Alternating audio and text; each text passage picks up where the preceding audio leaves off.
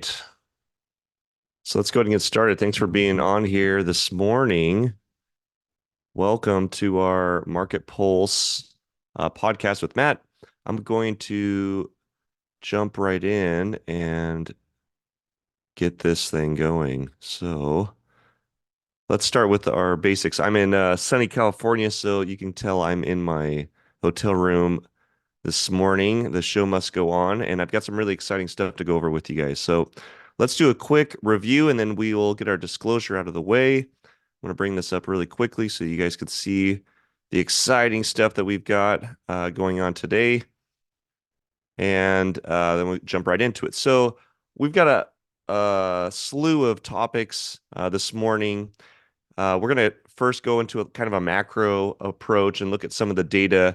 We're going to talk about this marriage chart and how marriages are not keeping up in the US and the impact that's going to have long term on the country. And then we've got these two wars and a lot of the updates around the war in Ukraine, but also the bombing and airstrikes in Gaza. What does lowering rates look like for you in 2024? Kevin O'Leary's take on this hedge fund bill to ban hedge funds from buying real estate and the sell-off over the next 10 years, the impact it might have on the real estate market. And then I'm doing this new fun thing called Money Mishaps, where we look at some not so smart individuals or plays that have happened in the market. And you'll get my take on kind of what that looks like. And then last but not least, we'll do our trade review. So let's go ahead and jump in. I'm going to pull up our video here and we'll get started.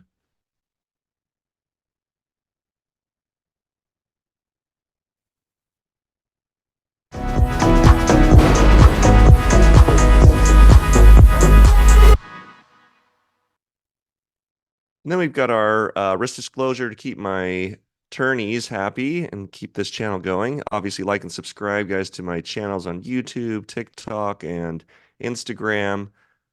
There you can keep up to date on live information that's coming in. And this is kind of an eclectic gathering or thought of what I've gathered over the week, including and not including some of my shorts that go out through the week. So let's go ahead and start. We brought up this topic around this marriages in the US, and I want to talk to you about this because this is a big deal. A lot of us are kind of ignoring some of the signs here, and I want to show you this image really quick and explain what it is because it's shocking what is going on, the incentives, non-incentives to get married, and really the impact that this is going to have on our economy, especially for the next generation coming in. So this chart is pretty simple. It's percentage of Americans married by birth decade. And you can see people in the 40s, it's like close to 100% of Americans married. You start to get into the yellows at age, and this is at age 50, by the way. You're starting to get to like, 90%-ish. You start to see a drop in the 60s, pretty big drop in the 70s. People born in the 80s, that's my generation, are at like below 80%. And then you have this group of people uh, born in the 90s and before, and you can see that it's already tabled off and even kind of gone into a decline. Now, this is a pretty big deal because based on the graph and based on like this like slope, it does not look like this is going to be something that keeps up in the future. It may even have a drop off. So people that are coming into like their ages close to 30, we're not seeing any marriages. We're seeing like less than 40%, close to 30%. And I want to talk to you about the impact of this. Like what will happen in the future if this continues? Well, there's obviously some problems in this country right now that's causing these issues. And I would say uh, it's there's really nothing similar. We've really never seen anything similar in this country in terms of like a comparative or something that's happened in the past. And you can see that. We had the 80s, my generation kind of slowed down around marriage, but this 90s generation's not interested. And I think it's a combination of affordability in homes. People don't want to have kids because, frankly, they can't even afford to have their own house. There is a cultural shift around marriage and men and women being financially independent on their own, although we live in one of the hardest times to probably ever do that. And there's also there's kind of this like it's not my job to take care of myself attitude with the younger generation. Like and I can kind of get it. It's like we could say in the older generations, myself included, I kind of have this older uh indoctrination, you can say, around money in the country. We say, well, they should go out and get a job and work hard just like everyone else. Well, they've tried that. And when they go out and do it, there's no American dream. There's no small house with a white picket fence as an option to go work hard for something because frankly, that's not possible. Affordability in this country is at the worst level it's ever been. And until we can create a carrot for the generation to go out and work for, until we can create this, internal banking system that the American dream provided for most Americans, there's not much incentive. And so the younger generation is really just resigned. They've gotten completely resigned around uh, the future for themselves in terms of collecting assets. And so I think this is a reflection of both what the market has done and has impacted social norms, but also social norms. Let's talk about how this will impact the future. Well, if we don't have babies, if we don't have a growing population, we have a shrinking, typically, GDP. Now, some will argue that in the next 10 years, AI is going to compensate for that, that we'll have generative AI and robotic structures using generative AI that may actually wipe out a lot of the workforce. And so population won't be a metrics. It won't be a data point for nominal growth and for growth in the country. And so this may not actually matter that much in the next 10 years. However, this generation will be the one that suffers the most, meaning from an asset like uh, an eclectic asset gathering. They're going to be the poorest generation that our country has ever seen, and the wealth disparity will continue to increase, meaning that we'll have a larger wage gap, a larger separation of the middle class, and a higher level of high-end earners and a much higher level of low-end earners. So we're really whittling out the middle class even more with this data.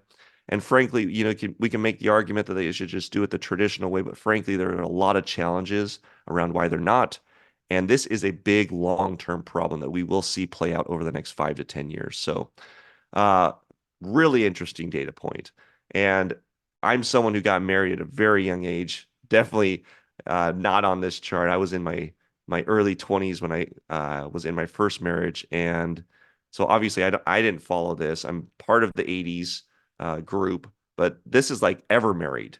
Like there's probably over 50% of that generation that will never even touch marriage, let alone get married and then maybe step out for some reason. All right, so there's the marriage macro look. I want to also give you some macro looks at what's going on in the world because it has large impact on our economy, but also global economics and the dollar. And so I want to just show you really quickly without spending too much time on this. I want to show you what's going on in Israel right now. The news isn't really, it's not a highlight topic that much. This isn't something that we're seeing a lot of being blasted right now. We are heading into a um, heading into an election year, and I think there might be some biases there setting up the next presidential election. I'm not going to get tinfoil hat on you guys, but what's happening right now in Gaza is a tragedy. The death count is catastrophic for the size of the region compared to Ukraine. And data is showing right now that at least 20,000 Palestinians in Gaza have been reported killed since Israel began bombing the territory. And this is you got to get how recent this is. Like, this is like just came out right out of the gate. And so I'm hoping for some resolution, not just because of um, the potential harm and generational disparity that this will create towards different classes and different um, regions in that area. But I'm also concerned about the potential terror threats that this may create in the future and the hatred towards or this Islamophobia that will increase in the US and possibly this anti-Semitism that will also increase in the US because of something that's happening, clear across the pond in another region of the world. And so will this have impact on the US? Absolutely. Has it already? Yes. We have sympathizers on both sides, and really this is just a tragedy altogether. And I really hope at some point we can come together on this because there will be economic, not just for economic reasons. I mean, to have this many people die really is a tragedy, especially children, families, women on both sides that really had they had nothing in the battle. They weren't active participants or even had a bias one way or the other. They're just out there trying to live their lives, and yet they're innocent bystanders to this. So tragedy for sure in Gaza. The war in Ukraine is still happening, and all this war in Gaza right now has kind of distracted us from this topic. But I want to show you kind of what's going on in Ukraine right now, and I want to give you the highlights. This was a really great article done by The Guardian, and this summary right here really wraps up nicely kind of what's been happening in Ukraine. And I'm just going to read some of the highlight topics, these little bold sections, just to give you an idea of like where we're currently standing, and then I'll give you some of my thoughts. But more than 2 dozen Russian drones were targeted towards Ukraine's capital, and most of them were shut down. 24 of the 28 were actually shot down, I believe. And Russia may, uh, Russia may sever diplomatic ties with the U.S. I think that's to be expected. Russia will never leave in peace any country that seizes its assets. This UN expansion or this NATO expansion, this was brought up actually in an interview where Biden and Zelensky were in the US taking questions. And by the way, that was a major flop interview. I mean, they were throwing him not just and I'm talking about the president. They were not only throwing him softballs, they were throwing him dodgeballs, and he was missing. Even Zelensky looked completely frustrated at the president's inability to answer questions. But anyways, you could watch that interview. It was embarrassing for this country. Russia will never leave in peace any countries that seize its assets. This is just a stance that we're seeing that they're taking. The Dutch government will send an initial 18 F-16 jets to Ukraine. So we're seeing lots of foreign support now outside of the U.S. into Ukraine. Russia is ready to swiftly respond and kindly to Washington's deploying short and medium range missiles in Europe and Asia Pacific region. Kremlin accused of Wall Street Journal of publishing a pulp fiction on Friday. Moscow and Washington were still engaged in sensitive negotiations after prisoner exchange. The United States said that on Friday it would place sanctions on foreign banks that supported the Russian war, and it goes on and on and on. These are kind of the highlights, but we are still, I think the takeaways, we are still in a very active, non I would say this is a war that is not de-escalating, it's escalating. And we're starting to see supporters coming in with aid really on both sides. And Russia is really teaming or gearing up to finish this thing off. They are not backing off in any way, shape, or form. And wars just have impact globally on the economy, especially if we're not the ones in them.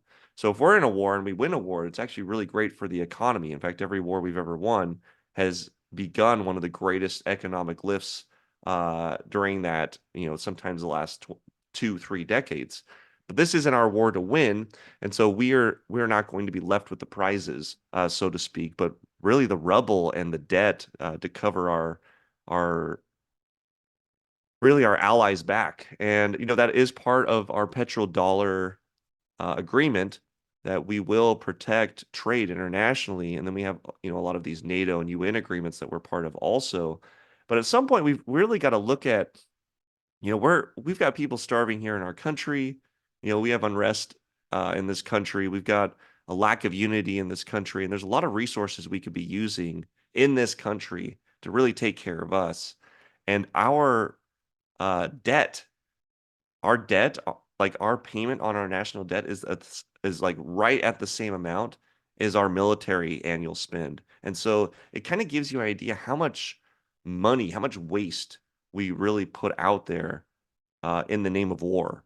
And if we could, I know this is really an altruistic viewpoint, but if there was a way that we could just stop this war stuff, the way GDP and the markets would react would be phenomenal, and it would raise, it would literally raise our buying power, every person on this planet's buying power across the globe. And so war is really tough on the wallet because there really is no GDP in it. It's it's it's theft in a way, right? It's the Vikings going out and pillaging in a way. There's really no major lift economically because there's always a loser. So having said that, that gives you kind of that macro look. I want to talk to you about, excuse me for a sec. I want to talk to you about lower interest rates. So we're going to take a pause from like showing you screens, and I want to just do a really quick dive, and I'm going to give you a couple topics that I would be taking notes on for probably the largest economic event that's happened all year. And we talked about it a little bit last week, but I'm going to emphasize it again because it's that important. And that's the lower rates for 2024 and the impact that it will have going into the future. Um, but before I do, hit you guys with this highlight topic, I want to go into our psychology piece for the day, where we're going to talk about and get kind of our heads screwed on around our belief systems uh, around the poor and around the rich. So I'm going to bring this up really quick, and we're going to kick off my psychology piece, and then we'll get into the hottest topic, the most important news piece I have for our audience and for my listeners and our listeners today. So let's go ahead and jump into this. So just to give you this psychology piece, and I keep mixing this up to kind of get an idea of like what works, what doesn't work. I want to talk to you about well, first off, why I'm doing this. Our psychology, our belief system around money is just completely upside down. And I've identified over 20 different beliefs that the rich have that the poor, or the not rich, let's call them, uh, don't have. And they're very, very clear. And it's like you can have some, but not the other. And this might be one that like you already have. But if you have this one and you don't have the others, it's like no wonder. Like you just can't have a missing piece. You can't have a missing cog in the wheel, right? If there's a gear out of place, the car breaks down. And so it's really important that we get our heads screwed on straight when it comes to money, especially if you're trading, especially if you're investing, because if you have the wrong belief system underneath it, the motivation, the way that you'll act inside of certain events will radically impact your wealth and your long-term growth when it comes to money.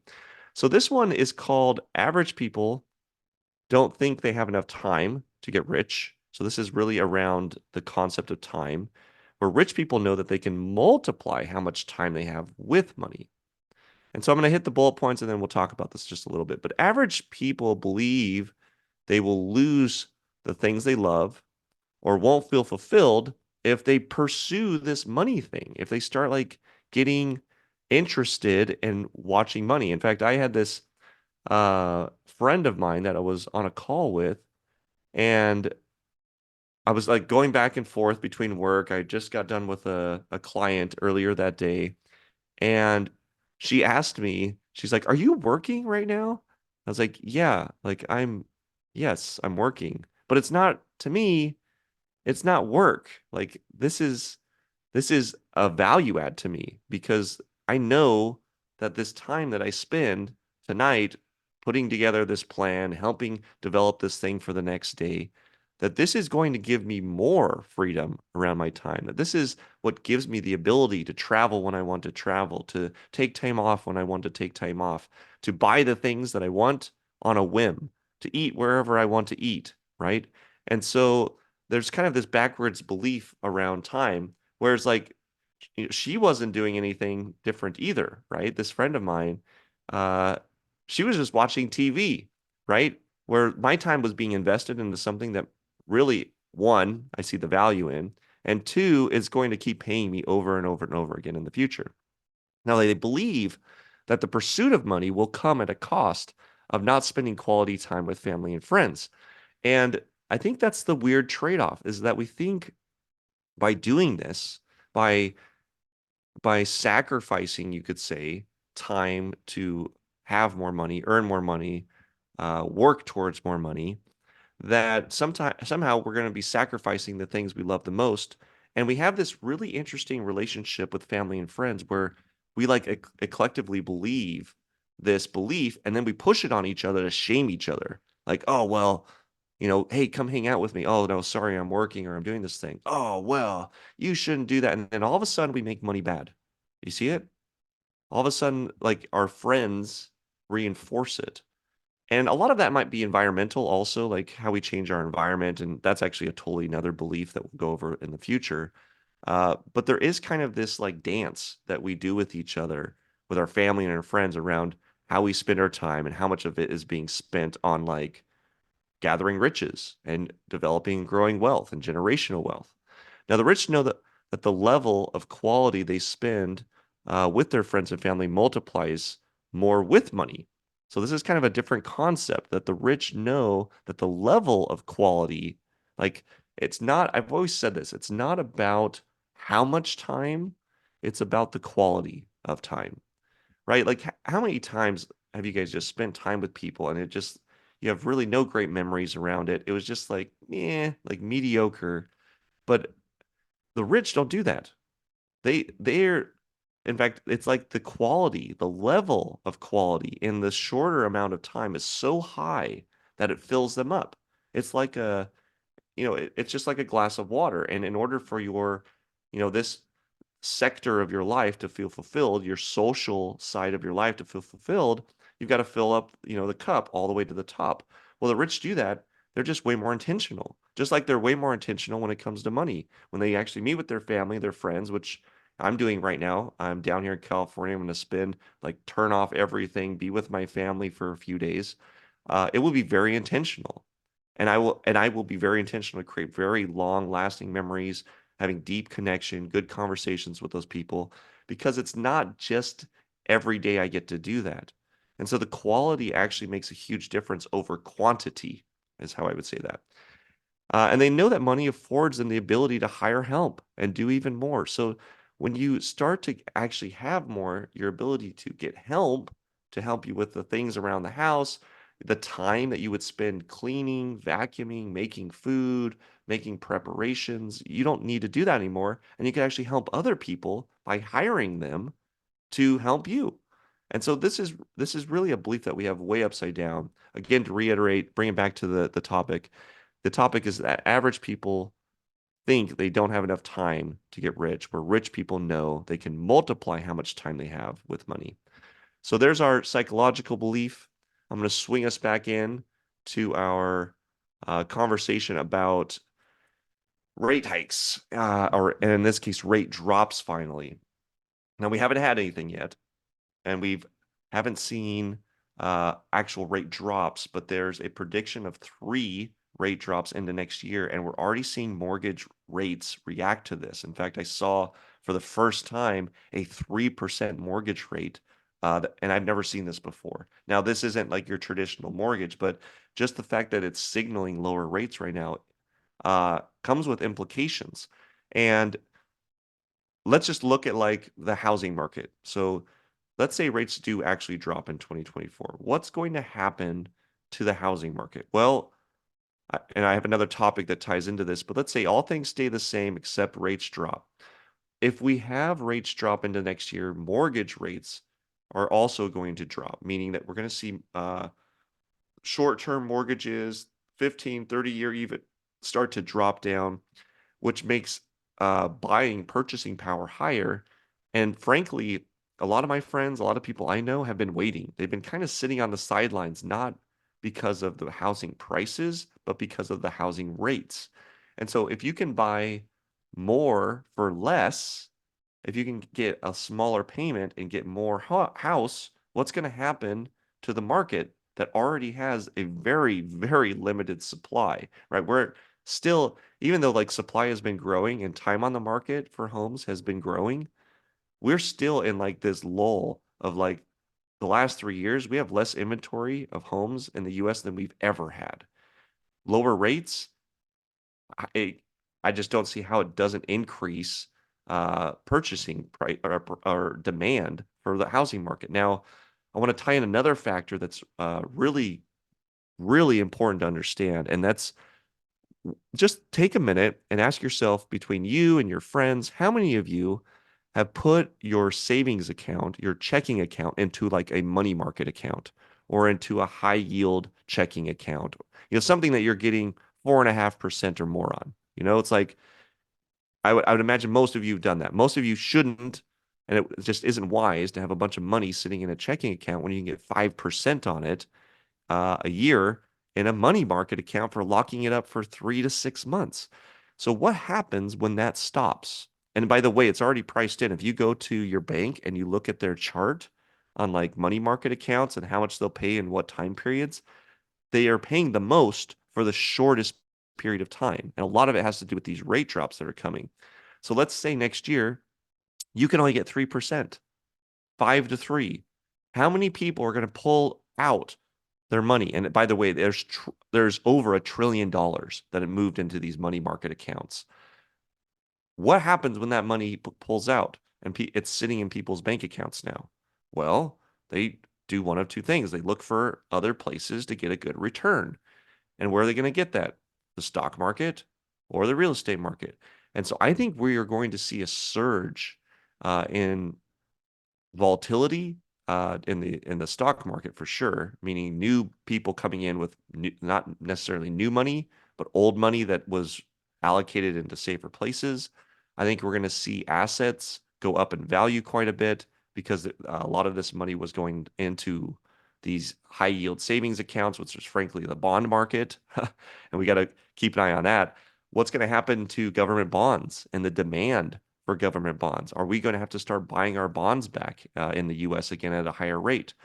And how is this going to impact lending? Well, we will see lending loosen up. If you're having a hard time getting a loan, this should make things and the lending practices lighter.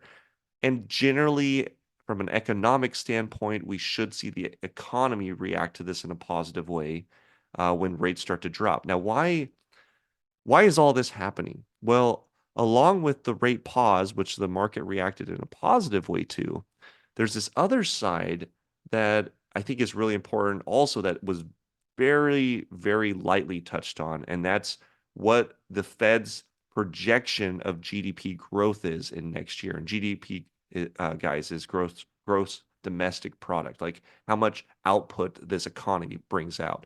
And they are actually predicting one of the lowest growth years in 2024 than we've seen in the last decade. And so when you have a low growth year, but lots of printing, lots of inflation that happened in the past, you're going to enter a recession. You're going to have things get tight and hard for people, especially in the lower income brackets. So there's a lot of strings here. This is a big web. And so navigating next year along with an election, which by the way, most elections are negative for the stock market. You've got all these interesting variables happening. 2024, guys, it's like put on your hat, be ready to ride the roller coaster because it's going to feel really fun sometimes, right? It's like going up, a little bit of fear, and then coming down, and we're coming out of the loop, and it's like, yay, but there's going to be a lot of screaming. There's going to be a lot of fear. And I would say just like hold on, enjoy the ride, but like stay tuned because it's going to be changing. It's going to be volatile. And I would say there's going to be some black swans in there. We've already talked about some of the highlighted ones with the war in Gaza and this Islamophobia, anti-Semitism that's rising at all-time highs. I talked to you guys about the FBI warning last week. There's going to be some black swans next year. And so watch for those. There will be opportunity behind them, But more importantly, you want to keep your assets safe and the things that you have already in place protected. And that's what I'm interested in the most. Now, let's talk about this. This might be one of the black swans, actually. Let me show you this article. Kevin O'Leary came out publicly on this, and I actually agree with Kevin on this standpoint. But what is happening is blowing my mind. The government, I know that people think the government can solve all problems, but you are the government. Like, just to be clear, like, so everyone understands this. When they say, well, someone needs to fix this, well, you are the someone. Like, really, you're a part of the someone. And so I kind of get frustrated when, especially the younger generation doesn't get this. They're like, well, the government needs to fix this for us. Or wait till I show you my silly video that I pulled out today. It was actually from a younger person, but the lack of understanding how the financial markets work is laughable. And Kevin O'Leary gets this bill that they're going to try to pass, which probably will pass, by the way, just knowing how the like where we are standing politically right now in the US and how people get votes and how the public generally feels like, yes, the sentiment is affordability is out of control. But to not allow the open market to go in and buy opportunities is ridiculous. And so Kevin O'Leary is urging the government not to get involved in this housing market issue. There's a new bill that would ban hedge funds from buying homes. And he says this is very, very bad and destructive. I would agree, but let me kind of give you a snapshot of what is going on. So through the pandemic and all this M2 printing, all this money that went out into the market, a lot of hedge funds started up and started gathering funds from individuals to go buy properties as investments. Investments both for like long-term holds, but also for rental, vacation properties, and so forth. And in some markets like Vegas, some areas, 30% of the homes there were bought by hedge funds. 30%. So I want you to just sit with this. And this bill, by the way, not only will ban hedge funds in the future from buying real estate, residential real estate, but it also will force them to sell it over the next 10 years. Now, let's say this passes next year. Let's say that this bill goes through and hedge funds are going, we need, in order to, like, there's this future date coming that we've got to get rid of all of our stuff in the next 10 years. What would you do as a hedge fund? The market's at an all-time high, prices are at an all-time high, and your legs have just gotten cut out from underneath you. Would you take the risk of a lower market in the future, knowing that every other hedge fund is also going to have to sell? No, you would do a massive sell-off.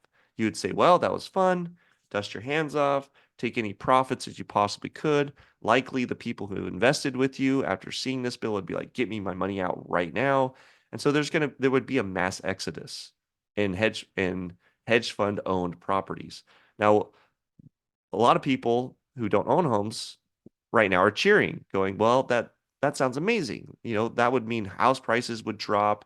It would come down to more reasonable, affordable levels." And the answer is yes, absolutely, it would. However, how fast that would happen if this clicked in would be catastrophic.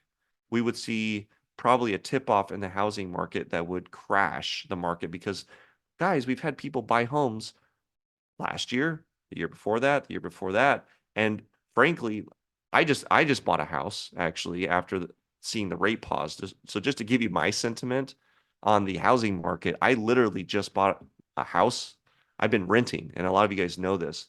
I was renting a beautiful home, timing the market, and I just bought. In fact, I should close before the first of the year because of the rate pause. I just don't see how in my area that these prices are going to continue to go up. There's a massive supply problem.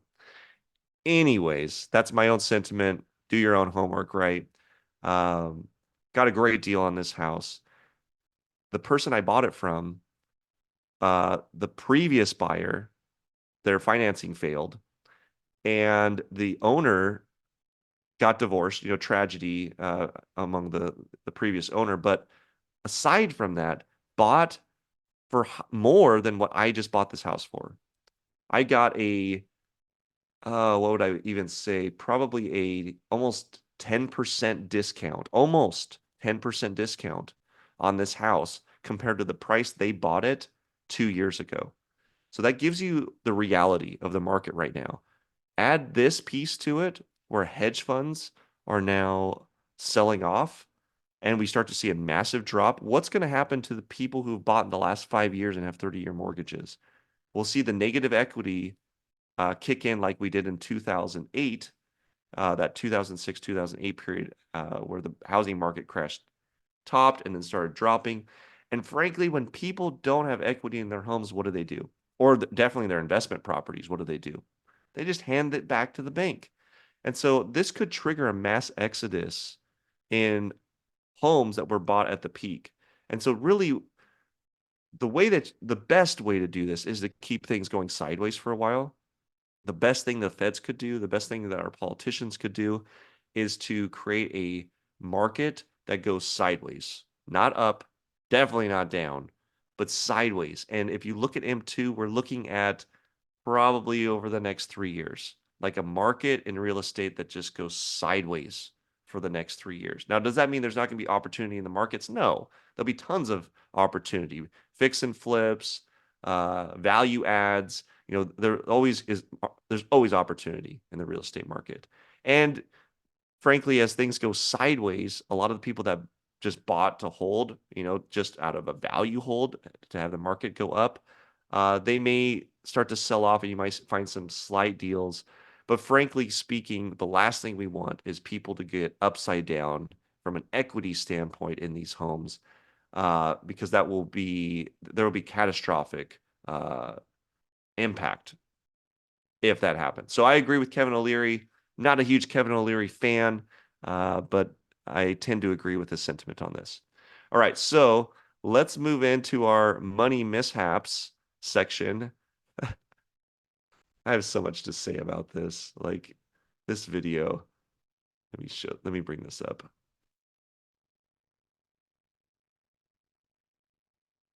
Oh my gosh. Yeah. Hold on. Let me bring this up so you guys can see it.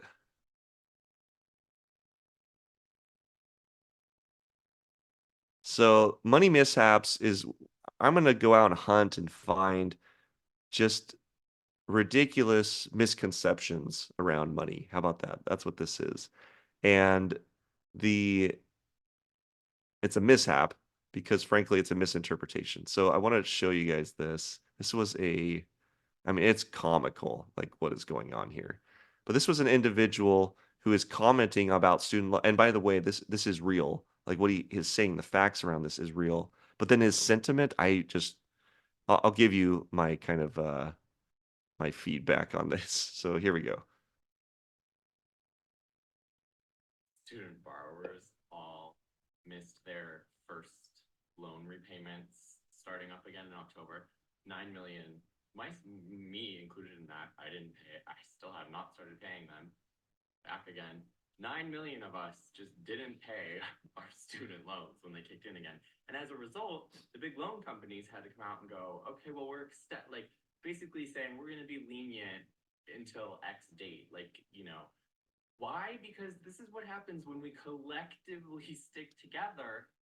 They have to deal with it. Americans just need to get a little better at understanding we have the power. We always have had the power.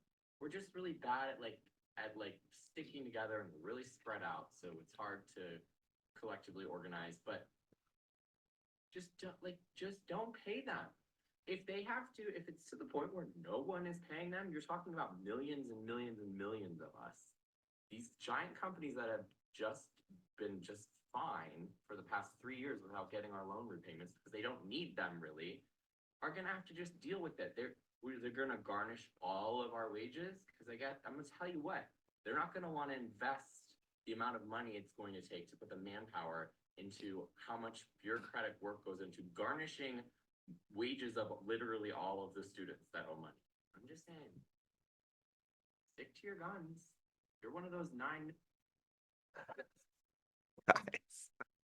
Oh my gosh. I had kind of a friend send this to me, someone close to me, and I just couldn't help myself. I mean, there's so much misinterpretation around this video and so much nonsense going on. I just wanted to comment on this idea. So, loan repayments kicked back in. So during COVID, they paused loan rates. The Biden administration tried to do this massive loan forgiveness thing amidst inflation, right? There's like over $1.5 trillion in student debt that they were trying to forgive.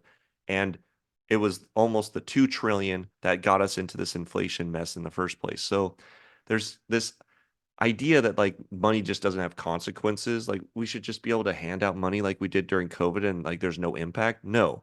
The stimulus checks, all the stuff that we handed out, young and old, had insane impact. Like everyone's poorer. Everyone got hit. The lower, especially this young generation, got hurt the most. And now they're asking for more of it. They're asking for more handouts. And it's like, this isn't going to help you. Now, let me break this down a little bit. Those loans are owned by two different groups, the government and private institutions. As a lender, personally, someone who lends, if someone doesn't pay my debt, one of two things are going to happen. One, I'm going to foreclose. I'm going to collect. I'm going to do everything in my power to get that money. Why? Because that's how money works, and it's never stopped working that way. And then two, if for some reason I take a loss, and sometimes that happens, sometimes I make bad investments, I can't get the money, I can't collect, I never lend again to that person. Now, what do you think is going to happen to these institutions if they don't start collecting? Do you think they're just going to willy-nilly want to keep lending, want to keep giving like this money away if they're not getting payment? No, it's going to end. And so this might be the end of students getting loans. This might be the nail in the coffin around the ability for students to even pay for college on debt. And frankly speaking, we have the largest disengagement, we have the largest exodus in the workforce from this generation that's talking. When I went to school full time and I had a full time job while I was married. So I was doing 40 hours a week and going to school full time. That was normal. And yeah, was it hard? Yeah, it was really hard, really difficult.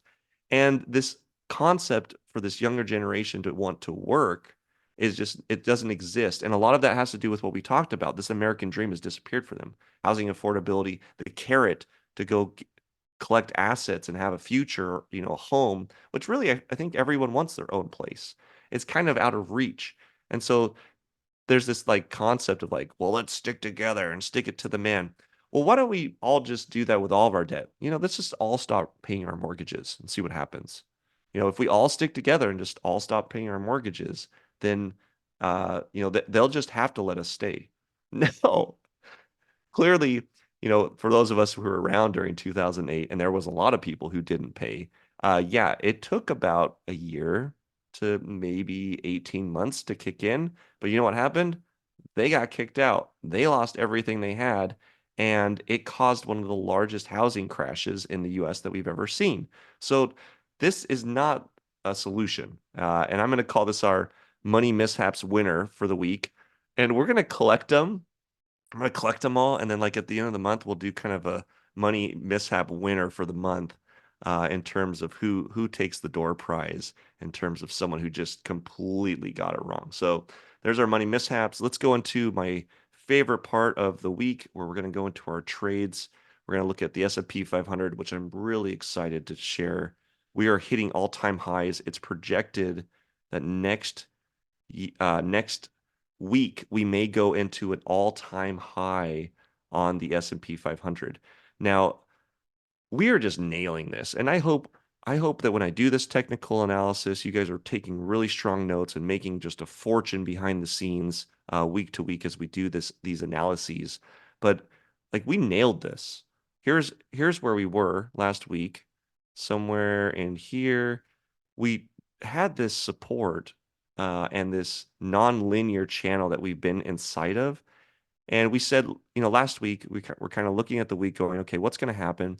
We said, well, I think right about here is where we're, and then I'll just zoom in real quick. We're saying, like, okay, right around here is where we think Monday, Tuesday was going to be. That happened.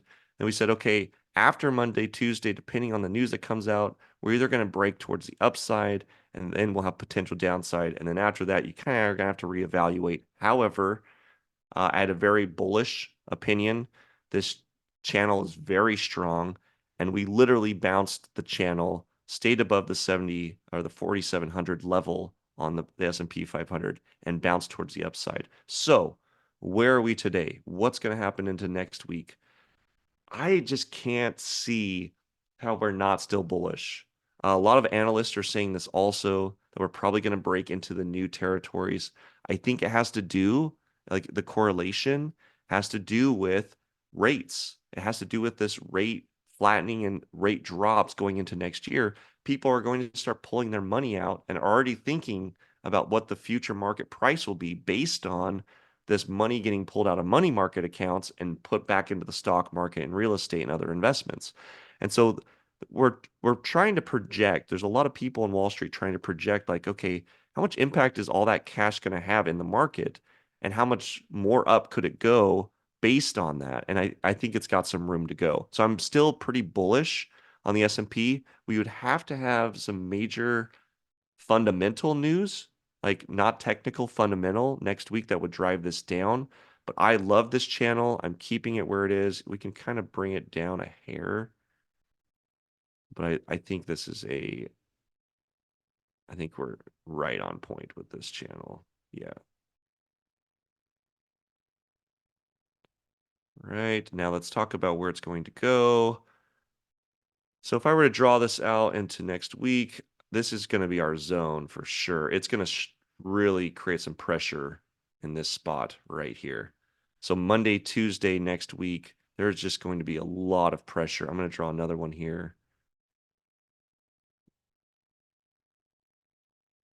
There's going to be a ton of pressure right here also. And this is our level that we're fighting, this 48.12, but we're kind of already in this bullish territory for this. So we're kind of in a trade right now, like a time and a place that if I were looking at this, again, I'm not giving financial advice, do you guys' own homework, but if I were trading this right now, I would be in a bullish trade. I'd be putting my stops below this 47.52 level, and I'd be putting my take profits up into the upside here, 47.95, just maybe below the 4800 level because I don't like rounded numbers. So like 47.94, 93 as an exit, and that is a lot of room to go up, guys. I just don't. If it breaks to the downside, you've got a really tight stop in place right now, but I have a hard time seeing this not happening into early next week. Obviously, reassess by like Wednesday, but the pressure is going to build. And when this pressure builds, it's going to do one of two things. And my guess, my intuition says definitely more towards the upside. Like this is where I would project a breakout. There's going to be a lot of pressure when this ceiling kind of comes in and the pressure like mounts and the price is like kind of like a ping pong ball. It's like bouncing around really hard. Well, at some point it's going to break out either to the upside or the downside. I'm more bullish because of a lot of the sentiment and fundamentals that I'm aware of right now. But it's going to fight this level. There's going to be a lot of trades and exits at that all-time high. And so it's going to need a lot of fuel to break through that. Now, if it doesn't do that, it's going to come back into this region and it's going to want to live kind of in this territory here. I'm going to put this like this. It's going to like break the channel, stay inside of this support and resistance level. I'm going to change the color on this. Now that we're green. And then I'm going to make this bold so that you guys know that I'm more serious about this. I'm more serious about this.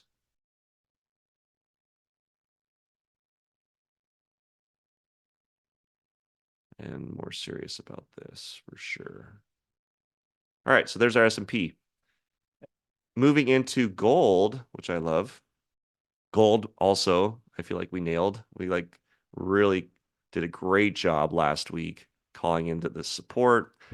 This is where we were last week, was into this red candle. You can see that we drew in, we had the channel, the upward channel. We're gonna make some adjustments to this today. But for Monday and Tuesday, we nailed this again. We said, look at the thick channel was more probable. We had this really tight channel from Friday because this is where we were, guys, on Friday right here. So this is what we were seeing. We were seeing this. And so we drew in our channel. We got our support and resistance lines. I said, you know, this thick channel is where I would rather be because of the slope. These tight, sharper channels are a little more unpredictable. And so it's more likely we're going to stay in the big one. That's why I made it thick. What happened? Monday, Tuesday, Wednesday. That's exactly what happened. We nailed Monday and Tuesday. Obviously, you know, things kind of settled out through Wednesday. We're still kind of in this channel, but we're gonna have to adjust for today. So I'm gonna kind of make some slight adjustments on this. You can follow along if you're in your charts, get it to kind of match up.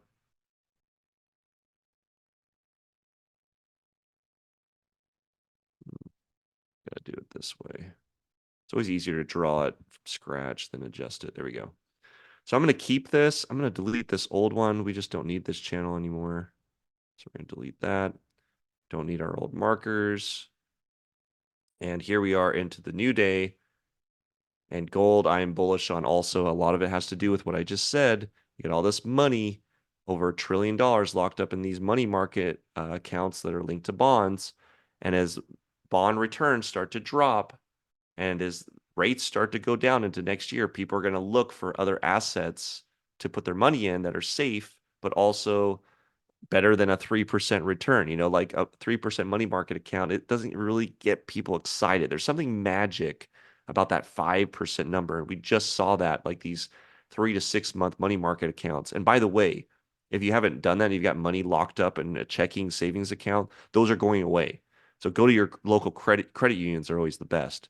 Go to your local credit union if you've got some cash that just needs to get locked up for 6 months, so you can at least get that 5%, like super safe. That's one of the safest investments out there, is like a money market uh, high yield savings account, or you know, something where you're getting a return around 5% for the next 6 months. That is going to go away next year. And I would guess 3% returns after that 6 months. But here's what we got going on with gold. This range is the moneymaker. This is like between here, between $2,050 to $2,075. So there's like a $25 price gap between gold. I'm bullish.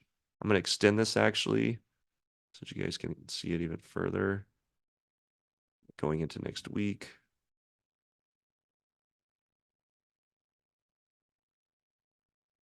All right.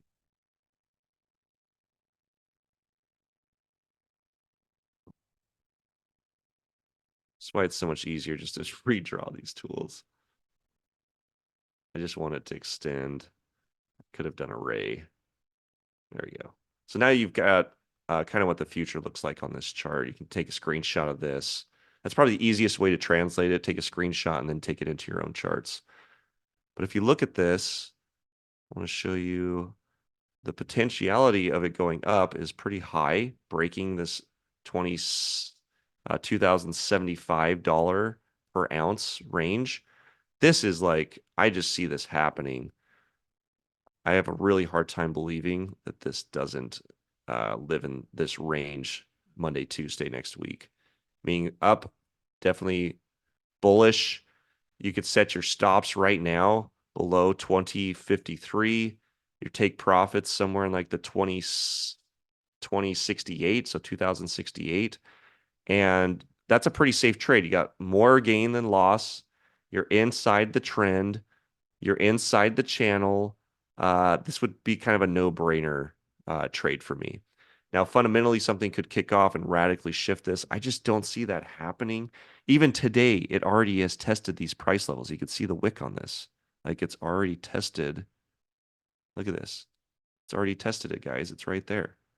So I think this is a strong, yeah, I think this is, we really have setups for both the S&P 500 and gold. They're both bullish. Check in like Wednesday, obviously, if you're if you're not putting in a solid stop. Because Wednesday the technicals they could look a little different and fundamentals might screw things up. But I like this. I'm not changing this at all. I was trying to look for something maybe bullish. It's possible. Let me do this just as a note. It's possible this could live here on like Thursday, Friday. Let's see, this would be Monday, Tuesday, Wednesday, Thursday, Friday. Yeah, it's possible here, but I just don't see that very likely. So I'm going to make the size smaller. I really think this is where it's going to go. And I really think this is where it's going to go Monday, Tuesday. So I've kind of made them thicker to help you see like where my value is. All right, so there's my gold analysis. You got my S&P 500 analysis. We are heading, by the way, that's just news. We are heading into all-time highs. Let me show you this. Here's the S&P 500 looking back, guys. And you can see we are we are entering all-time high territory. Let's see if we can get it to load real quick. Let's do a weekly.